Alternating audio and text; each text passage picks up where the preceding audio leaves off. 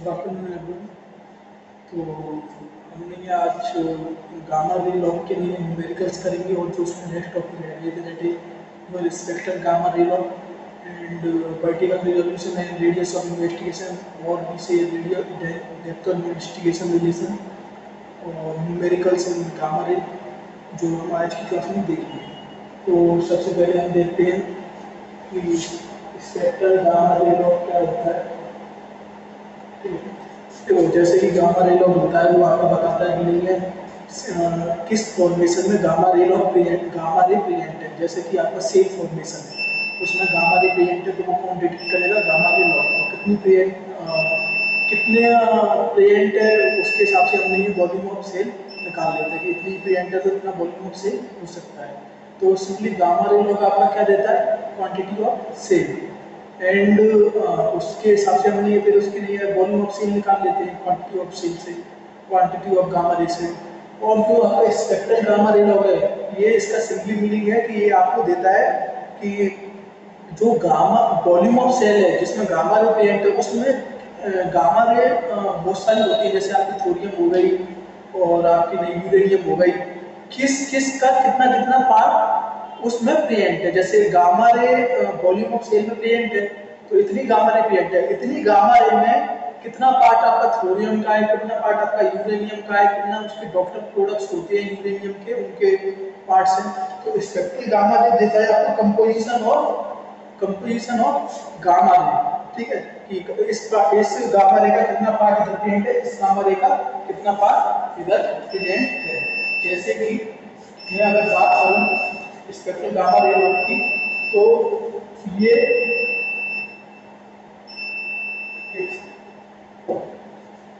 कुछ इस तरीके से होता है। तो ये रीडिंग दिया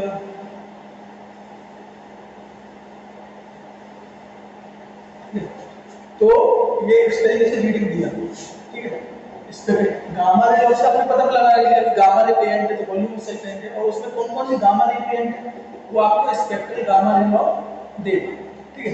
तो मान लो थोरियम है और आपका ये क्या कहते हैं यूरेनियम है, ठीक है, आपका पोटेशियम है।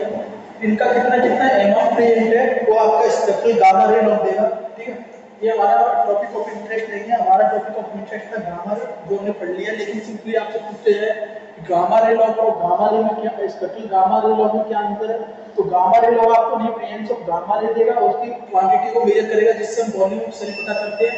और उस गामा रे की क्वांटिटी में आपका कितना डिफरेंट गामा रे, कितनी कंपोजिशन ऑफ थोरियम प्रेजेंट है, यूरेनियम प्रेजेंट है, पोटेशियम प्रेजेंट है, मतलब कंपोजिशन ऑफ गामा रे देगा वो स्पेक्ट्रल गामा रे लॉ, ठीक है। तो सिंपली इसका ये मतलब है कि आपको ये स्पेक्ट्रल गामा रे लॉ देगा distinguish how much contribution of different radioactive element present in shale, मतलब कितने different radioactive element present in shale है और उनका कितना कितना पार्ट है। मान लो मेरे लिए दो प्रेजेंट है, इन दोनों का कितना पार्ट है वो अब हमको स्पेक्ट्रल गामा रे लॉ से पता लगेगा। तो ये अपने कंट्रीब्यूशन देगा डिफरेंट गामा रे लॉ का और जो आपके लिए वॉल्यूम ऑफ सेल में प्रेजेंट है, ठीक है। तो स्पेक्ट्रल गामा रे लॉ का बस हम इतना ही पढ़ेंगे क्योंकि ये हमारा टॉपिक ऑफ इंटरेस्ट है। सेकंड है, समझ गया ना आपने, ठीक है। ये आपको समझेंगे जो गामा रे लॉ की क्वांटिटी मेजर हो गया उसमें कितना परसेंट नहीं है, कितना कितना गामा रे डिफरेंट है, ठीक है। डिफरेंट गामा रे प्रेजेंट है, जैसे थोरियम हुआ, यूरेनियम हुआ, पोटेशियम हुआ, ये कितना कितना प्रेजेंट है। सेकंड आपका रेडियस ऑफ इन्वेस्टिगेशन और vertical resolution. Radius of investigation क्या होता है? जैसे मेरा ये नहीं बेलबोर है और मैंने यहाँ पे ब्लॉक लगाया, ठीक है, तो कितनी डेप्थ तक मैं इन्हें इन्वेस्टिगेट कर रहा हूँ उसको बोलते हैं रेडियस ऑफ इन्वेस्टिगेशन और डेप्थ ऑफ इन्वेस्टिगेशन। कितने डेप्थ तक मैं इन्वेस्टिगेट कर रहा हूँ वो आपकी होती है रेडियस ऑफ इन्वेस्टिगेशन और डेप्थ ऑफ इन्वेस्टिगेशन। वो डिपेंड करेगी आपकी टूल की थिकनेस पे, थिकनेस बढ़ेगी रेडियस ऑफ इन्वेस्टिगेशन बढ़ेगी, ठीक है।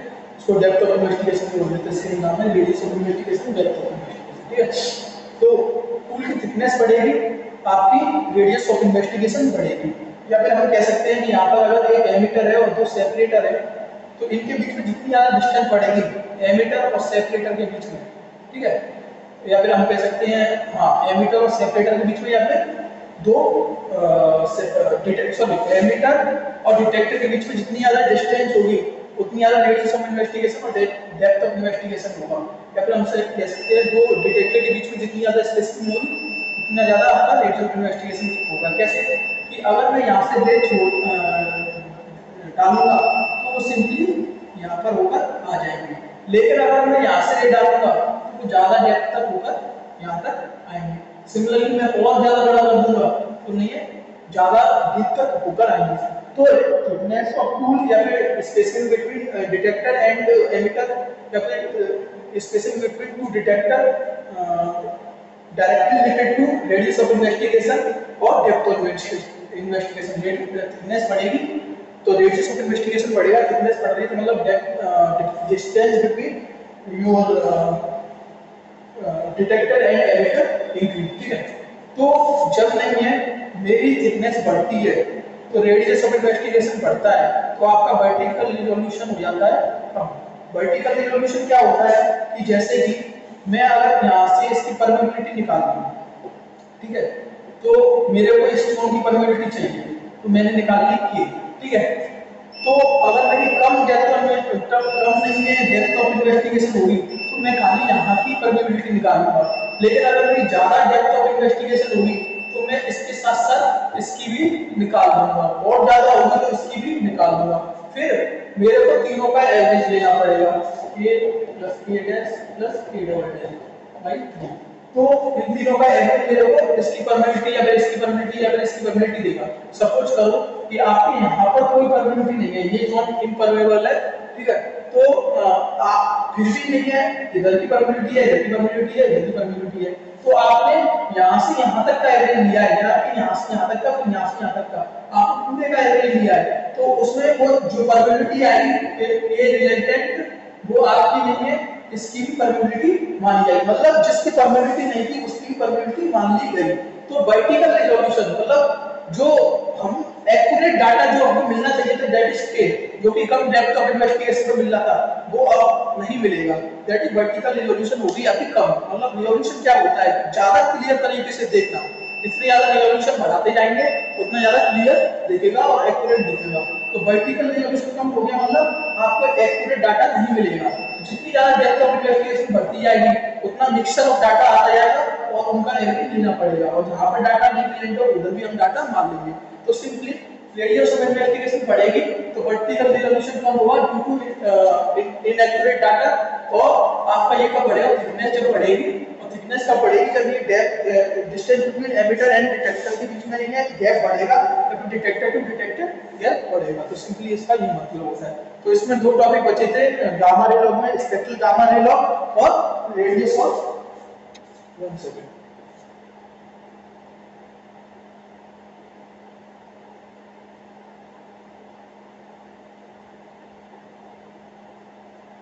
तो आपकी दो चीजें बची थी, स्पेक्ट्रल गामा रे लॉ और radius of investigation, depth of investigation, vertical resolution में रिलेशन। तो स्पेक्ट्रल गामा रे लॉ से आप पता समझिए कि जितना गामा रे निकल के आ रहा है उसमें कितना किसका अमाउंट रिएक्ट है, दैट इज सोडियम यूरेनियम या पोटेशियम का, तो आपका नहीं है स्पेक्ट्रल गामा रे लॉ बताएगा, और radius of investigation, depth of investigation और वर्टिकल रिजोल्यूशन आपने यहां पर समझ लिया, ठीक है। अब इसकी न्यूमेरिकल करते हैं, पहले देखिए बुक के न्यूमेरिकल करते हैं, जो ग्रेड में आया हुआ है वो देख लेंगे, ठीक है। तो न्यूमेरिकल कुछ इस तरीके से है कि आपका नाम है गामा रे लॉग दे रखा है, गामा रे सेल दे रखा है, गामा रे क्लीन सेट दे रखा है, और आपको पता क्या करना है, volume of shale in percentage not in fraction for younger rocks और फॉर ओल्डर रॉक्स, दोनों का फॉर्मूला अलग अलग होता था।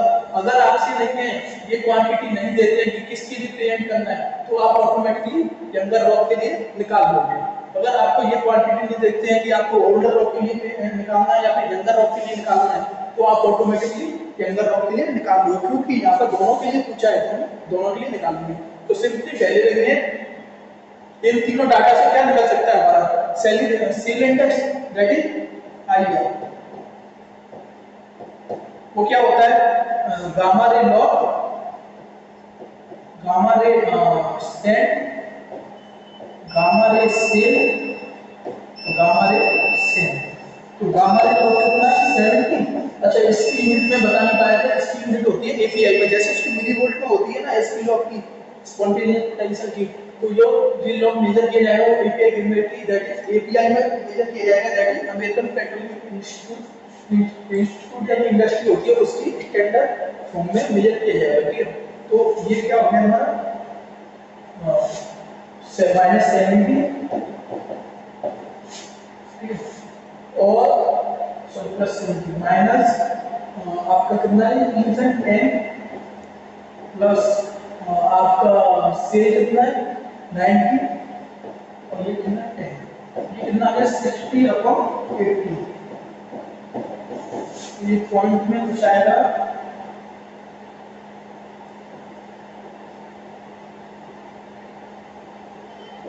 0.75 आता है, तो ये हो गया 75%। तो आपका जो वॉल्यूम ऑफ सेल था, जो आपका वॉल्यूम ऑफ सेल था वो आपका आ गया 75%।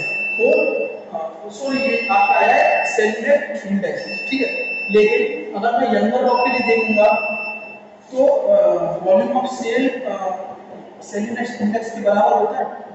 ठीक है, IG ये आईआर नहीं है, आईजीआर।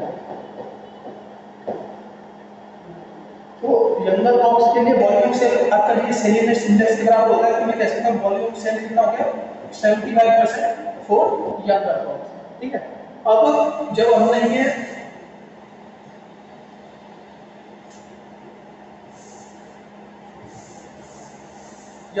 ओल्डर लॉग्स के लिए देखेंगे, फॉर ओल्डर लॉग्स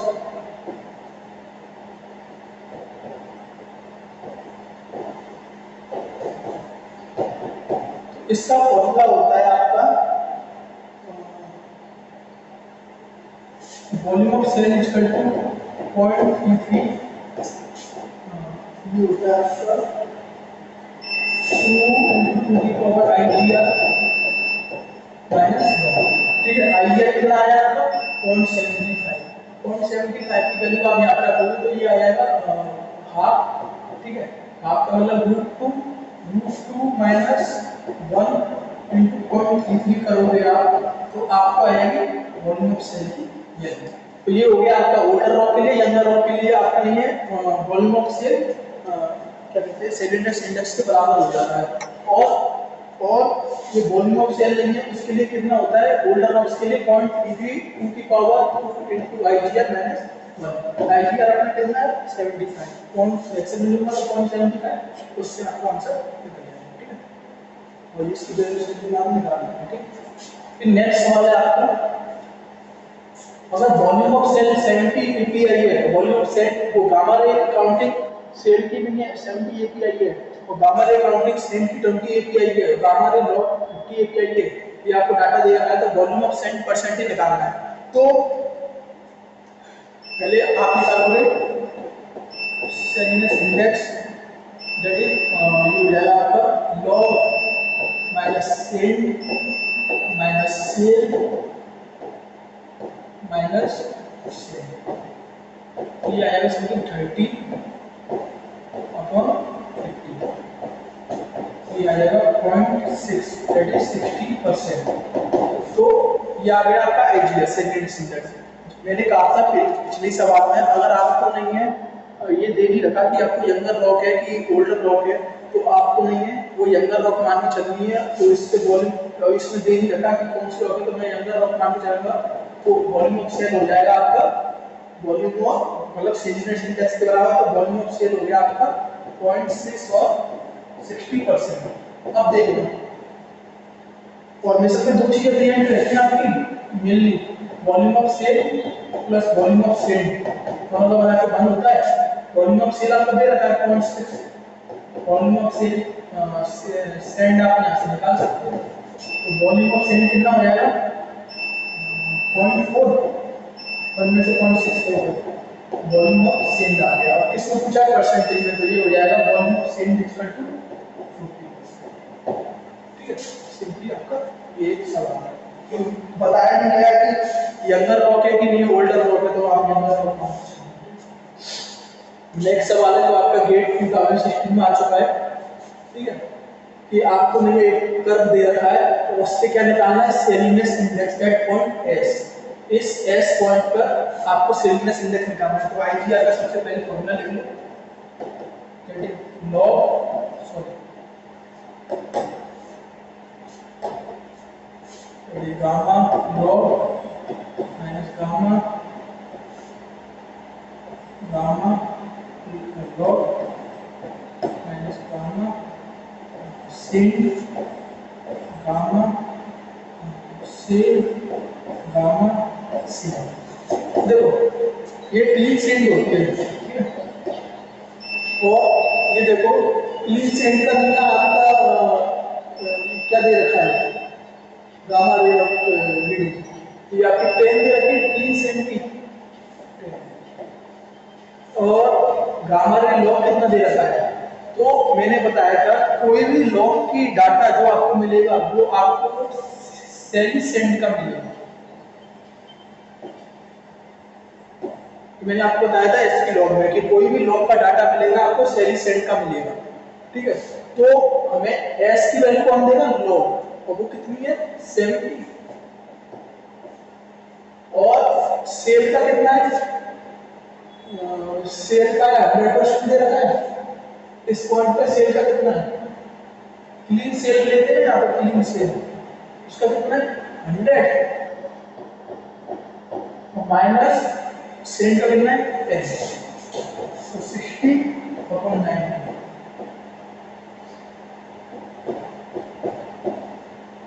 ये हो गया बहुत ये 0.66 समथिंग आ जाएगा, तो 66% आपका सेलिनेस इंडेक्स आ जाएगा। देखो एस पॉइंट में निकालना है, लॉग की वैल्यू हमेशा हमको सेली सेंड की मिलती है, तो सेली सेंड से लेना आएगा। तो एस पॉइंट में 70 ले ली क्योंकि ये 70 है, जो 10 से 0 से 100 तक जा रही है। क्लीन सेल कितनी है, क्लीन सेल मैक्सिमम और क्लीन सेंड कितनी, क्लीन सेंड मैक्सिमम इधर हुआ तो वो हुआ कि 10, ठीक है। और क्लीन सेल कितनी है 100, ठीक है। सॉरी 100 नहीं है 90 है, ये 90 है क्योंकि मैक्सिमम वैल्यू कितनी आ रही है 90, और मैक्सिमम किसकी होती है, सेल की। तो आप इसको 90 लेके चलो, तो 90 माइनस 80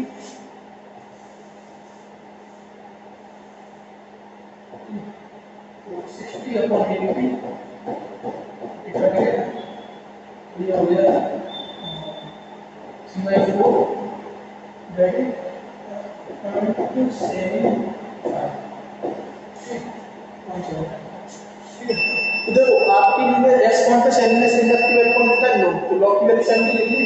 मिनिमम वैल्यू किसकी होती है, सेल की, तो सेल की कितनी होगी 10, और मैक्सिमम वैल्यू किसकी होती है, सेल की, सेल की कितनी होती है 90। इस सिस्टम की मैंने डाटा रख के आपकी एस पॉइंट पर सेलिनेस इंडेक्स की वैल्यू बात करती। और अगर आपको वॉल्यूम ऑफ सेल पूछेगा फॉर यंगर ब्लॉक्स तो वैल्यू यही हो जाएगी, वॉल्यूम ऑफ सेल पूछेगा फॉर ओल्डर ब्लॉक्स तो वैल्यू 8.33, 2 * आईजीआर कितना आया 0.75 माइनस 1, तो इसमें ही सवाल बनते हैं, ठीक है। और ये मैंने आपको बता दिया स्पेक्ट्रल गामा रे लॉग क्या होता है कि ये लिए जो गामा रे है उसमें कितना कंट्रीब्यूशन है आपका लिए डिफरेंट गामा पार्टिकल्स का है, वो बता देगा आपको। और वर्टिकल रिजोल्यूशन और radius of investigation, depth of investigation मैंने बता दिया, ठीक है। Thank you. नेक्स्ट क्लास में हम न्यूटन लॉ चालू करेंगे, सॉरी डेंसिटी लॉ चालू करेंगे, और डेंसिटी लॉ के बाद हम करेंगे न्यूटन लॉ, ठीक है। तो डेंसिटी लॉ में ज़्यादातर न्यूमेरिकल नहीं, डेंसिटी लॉ को हम शुरू पढ़ेंगे और न्यूमेरिकल जो आएंगे वो कर लेना, ठीक है। अभी तक मैंने एसपी लॉ बता दिया और उसके न्यूमेरिकल करा दिया, गामा रे लॉ बता दिया उसके न्यूमेरिकल करा दिया, डेंसिटी लॉ बताऊंगा उसके न्यूमेरिकल मेनली नहीं होते पर आप कर लेना, ठीक है, बुक से। और फिर मैं बताऊंगा न्यूटन, ठीक है। Thank you.